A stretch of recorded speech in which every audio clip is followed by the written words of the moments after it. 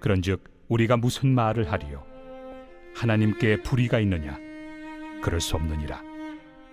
모세에게 이르시되 내가 궁휼히 여길 자를 궁휼히 여기고 불쌍히 여길 자를 불쌍히 여기리라. 그런즉 원하는 자로 말미암음도 아니요 다른 박질하는 자로 말미암음도 아니요 오직 긍휼히 여기시는 하나님으로 말미암음이니라. 성경이 바로에게 이르시되 내가 이 일을 위하여 너를 세웠으니 곧 너로 말미암아 내 능력을 보이고 내 이름이 온 땅에 전파되게 하려 함이라 하셨으니 그런즉 하나님께서 하고자 하시는 자를 긍휼히 여기시고 하고자 하시는 자를 완악하게 하시느니라. 앞에서 바울 사도는 하나님의 약속이 반드시 이루어지는 것 같이 이스라엘도 결국 약속대로 그리스도를 통하여 구원받게 될 것을 확신하며 말씀합니다. 이를 위해 성경의 예를 들고 있는데, 하나는 같은 아브라함의 아들이지만 먼저 태어난 이스마엘이 아니라 하나님이 미리 약속하신 이삭이 후계자로 인정된 것, 또 하나는 같은 아버지 어머니를 둔 두 아들 중에 하나님이 약속하신 야곱이 후계자로 인정된 사건입니다. 하나님은 어려운 현실이나 방해 요소에도 불구하고 자신의 약속을 신실하게 자기의 백성이 이루셨고 앞으로도 이루실 것입니다. 그러나 이 말씀을 듣고 의문이 들 수가 있습니다. 그것은 하나님의 선택 기준이 도대체 뭐냐는 것입니다. 이삭을 선택하셨으면 탈락된 이스마엘은 뭐지? 야곱이 선택되었다면 탈락한 형 예손은 불쌍하지 않나? 이와 같은 생각 말입니다. 그러한 생각을 하다 보면 하나님이 좀 너무한 거 아니야? 하나님의 선택은 좀 원칙이 없어 보여 와 같은 의구심이 들 수가 있습니다. 이때 바울 사도는 모세에게 나타나신 하나님의 모습을 예로 들고 있습니다. 출애굽기 32장에서 33절의 말씀을 보면 이스라엘 백성이 모세가 시내산에 올라가 있는 동안을 못 참고 금송아지를 만들어 우상을 숭배한 사건이 언급됩니다.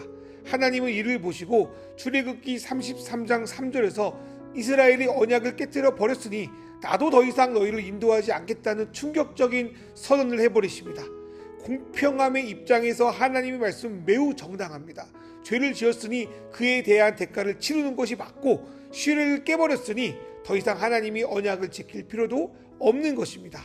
그럴 때 모세가 급히 하나님의 임재가 이스라엘 가운데 떠나지 않기를 간구합니다. 그리고 자신이 계속 하나님을 섬길 수 있는 은총을 베풀어 주시기를, 또 이스라엘 백성이 주님의 백성이라는 것을 기억해 주기를 간구하며 용서를 구합니다. 하나님은 요셉의 요청을 듣고 이스라엘 백성을 버리려고 하는 자신의 생각을 바꾸셔서 다시 이스라엘 백성의 인도자가 되겠다고 말씀하십니다. 그때 모세는 그래도 뭔가 좀 부족했던지 그 약속의 증거로 하나님의 영광을 보게 해달라고 간청합니다. 자기가 생각하기에도 이스라엘 백성의 죄가 너무 컸기에 확실한 믿음의 증거가 그에게 필요했는지도 모르겠습니다. 그때 하나님은 모세에게 그 영광을 보여주겠다고 약속하시면서 바울 사도가 15절에서 인용한 말씀, 내가 은혜를 베풀 자에게 은혜를 베풀고 불쌍히 여기고 싶은 자를 불쌍히 여긴다 라는 말씀을 출애굽기 33장 19절에 말씀합니다. 이 말씀은 뭘 의미하는 걸까요? 하나님의 선택이 누구를 차별하고 죄의시키는 것이 아니라 선택받을 자격이 없는 우리를 자신의 긍휼과 사랑으로 선택하기를 멈추지 않겠다는 말씀입니다. 그래서 하나님이 이삭을 선택한 것도 야곱과 이스라엘을 선택한 것도 이들이 뭔가 잘해서가 아니라 하나님의 기준 이상의 뭔가 원하는 것이 있어서가 아니라 이유 없이 다른 사람을 차별한 것도 아니라 하나님 이들이 선택한 것은 오로지 자격 없는 이들을 그분의 은혜와 사랑, 긍휼과 불쌍히 여김으로 받아들인 것뿐이라는 것을 바울은 증언하고 있는 것입니다. 이 생각을 우리 인간 사회로 좀 적용해 볼까요? 어떤 가정이 한 아이를 입양했다고 칩시다. 그러면 그 사람을 대단하다, 멋지다 칭찬해야지, 왜 또 다른 아이들은 입양하지 않냐, 다른 아이들 차별하는 거 아니냐 라고 비난하지 않습니다. 이것을 하나님께 좀 적용해 봅시다.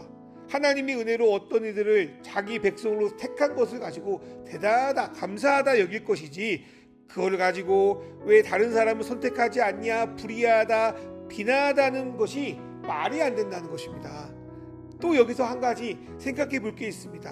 하나님은 죄로 망가진 이 세상을 다시 하나님의 선한 통치 안으로 들여오려는 비전을 가지고 아담부터 노아 또 아브라함으로부터 계속 사람을 선택하셨습니다. 하나님은 이 특별한 일을 이루기 위해서 적합한 선택을 하신 것이지 이 일에 선택받지 않았다고 해서 하나님이 이들을 버리신 것이 아닙니다. 예를 들어서 이스마엘을 예로 한번 들어볼까요? 하나님은 자신의 하나님 나라 갱신 계획에 이스마엘을 포함시키지 않습니다. 그렇다고 그가 비참한 인생을 살아야 할까요? 그렇지 않습니다. 하나님은 이스마엘에게도 복을 주어 생육하고 번성하게 하고 이삭과 마찬가지로 12명의 지도자를 그에게 낳게 하여 큰 나라로 살아갈 것을 약속하셨습니다. 또 하나님은 브엘세바 광야에서 길을 잃고 먹을 것이 떨어져 죽게 된 이스마엘과 그의 어머니 하갈을 구원하셨습니다. 이것은 뭘 말하느냐? 이스마엘이 하나님의 계획하신 구원 프로젝트에서 일하는 직원은 아니었지만 구원의 혜택은 여전히 받고 있다는 것을 의미합니다. 예를 들어서 우리가 제약회사의 직원이 아니어도 연구에서 출시된 약을 사 먹을 수 있는 거 아닙니까? 마찬가지로 이스마엘도 또 그의 자손도 하나님의 구원 계획에 참여한 민족은 아닙니다. 그러나 하나님이 이스라엘을 통하여 이루신 구원의 계획을 그들 역시 누리게 될 수 있다는 겁니다.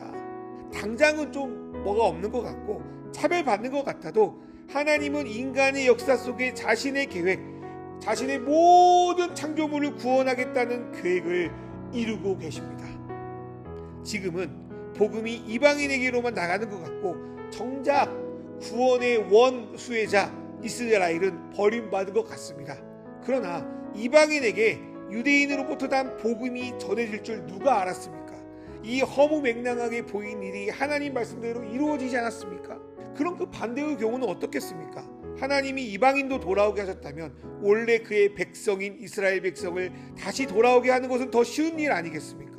그러니 지금 당장 선택해 주지 않는 하나님을 원망하는 것이 아니라 인자와 자비, 은혜와 사랑이 크신 하나님을 신뢰하며 기다리는 것이 우리의 믿음이자 신앙이 되어야 합니다. 어쩌면 선택하고 맡겨주시지 않았던 것이 복일 수 있습니다. 내가 일하지 않고 주님이 주시는 열매, 그리고 우리의 선배들, 우리 주변에서 이루는 그 열매를 먹으면 되는 거 아닙니까? 오히려 전 잘됐다고 생각할 수도 있겠습니다. 또한 주님이 베푸신 은혜를 당연한 것으로 여기지 않았으면 좋겠습니다. 받은 은혜를 생각하지 않고 지금 없는 것을 가지고 계속 원망하는 삶을 안 살았으면 좋겠습니다. 지금은 선택받지 않은 것 같지만 이미 모든 것을 주셨고 모든 것을 다 주실 주님을 우리의 시간 속에서 기대와 감사로 기다리는 저와 여러분이 되길 주님의 이름으로 축원합니다. 일을 맡겨주시면 그것도 감사하고 안 맡겨주시면 그동안 놀게 해주시면 감사하고 그렇게 주님을 신뢰하는 저와 여러분 되기를 간절히 바라봅니다. 두 번째로 바울 사도는 그러한 선택을 설명하기 위해서 두 번째 예화로 출애굽기의 빌런 예굽의 바로를 예로 들고 있습니다.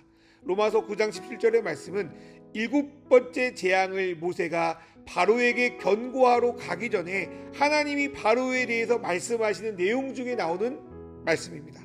바로는 히브리 사람들이 하나님께 예배하기 위해 광야로 나가게 해달라는 요청을 계속 거부하고 있었습니다. 온갖 재앙을 당해도 처음에는 잘못됐다, 용서해달라, 회개하는 것 같아도 계속 마음이 완악해져서 그 뜻을 거부하고 있었습니다. 그때 하나님은 모세를 통해 바로에게 자신의 말씀을 전하십니다. 하나님은 출애굽기 9장 15절에서 자신이 만약 너희에게 강력한 전염병을 내렸다면 너와 너의 백성은 이미 세상에서 다 죽었을 거라고 말씀합니다. 그럼에도 내가 너희를 지금 심판하고 있지만 죽지 않을 정도로 남겨둔 이유에 대해서 말씀하는데 이 말씀이 로마서 9장 17절에 인용된 말씀이기도 합니다. 내가 너를 세웠으면 나의 능력을 너에게 보이고 내 이름이 온 천하에 전파되게 하려 하였음이니라.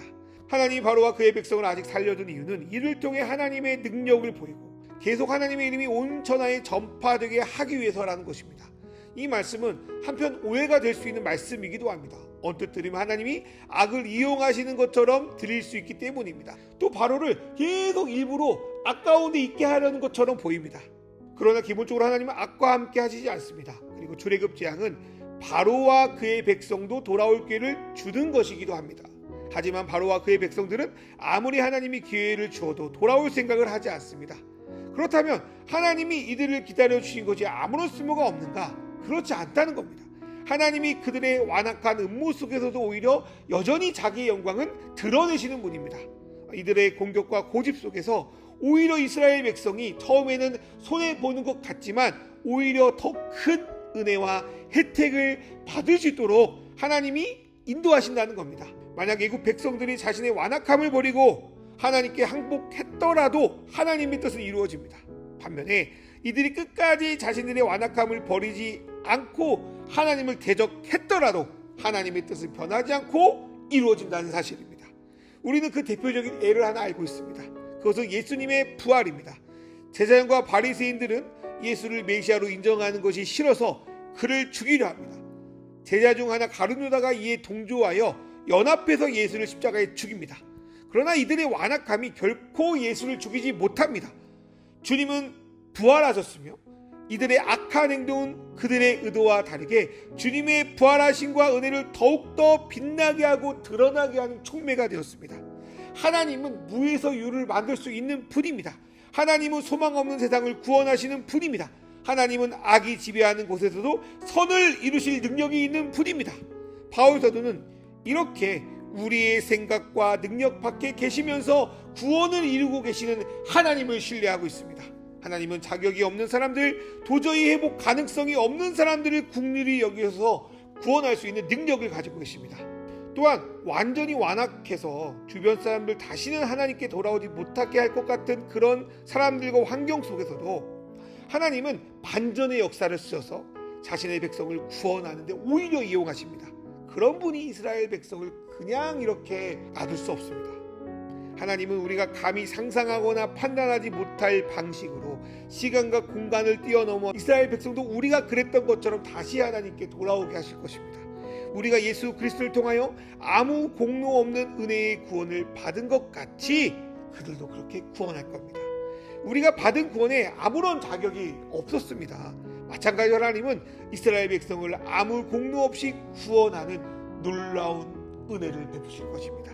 하나님이 이 놀라운 은혜의 선택을 바울 사도 역시 경험했고 이스라엘 백성도 그렇게 하시기를 믿음으로 기다리고 있습니다. 이 말씀은 오늘을 살아가는 우리에게도 마찬가지로 적용됩니다.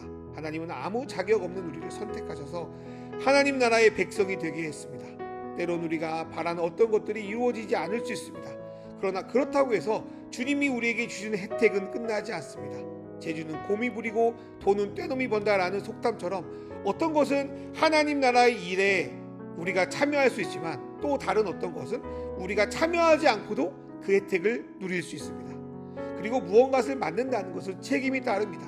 그렇게 하나님이 맡겨주신 것은 우리가 최선을 다해서 하지만 맡겨주지 않았다면 왜 맡겨주지 않았냐고 원망할 필요 없이 다른 사람이 맡은 일에 대한 혜택을 우리가 누리면 되는 것입니다. 또한 인생 속에 우리를 힘들게 하거나 어렵게 하는 것들이 있습니다. 하지만 하나님은 이러한 어려움과 고난도 쓸데없고 무가치한 것으로 내버려두지 않으시고 우리를 통해 성장하게 하고 주님의 구원을 누리는 도구로 사용해 주십니다. 또한 지금은 완고해 보이고 변하지 않게 보이는 사람이라도 하나님이 결국 그의 인생 가운데 돌아오게 하실 거라는 소망이 우리에게 있습니다. 솔직히 우리 안에도 참 변하지 않는 부분이 있지 않습니까? 또한 아무리 거면해도 변하지 않는 다른 사람을 보면서 안타까워하는 게 있지 않습니까? 그럼에도 우리가 소망을 가지는 것은 하나님이 일하고 계시기 때문입니다. 국률한 자들을 국률이 여기서 선택하신 하나님, 지금은 선택받지 못한 것 같아도 여전히 자기의 백성을 돌보시는 하나님, 하나님의 일을 방해하는 완악한 사람들이라도 이를 통해 오히려 자신의 영광을 드러내시는 하나님, 오늘 그 하나님을 신뢰하며 나아가는 저와 여러분 되기를 주님의 이름으로 축원합니다. 이 시간 주신 말씀 묵상하며 나아갑니다.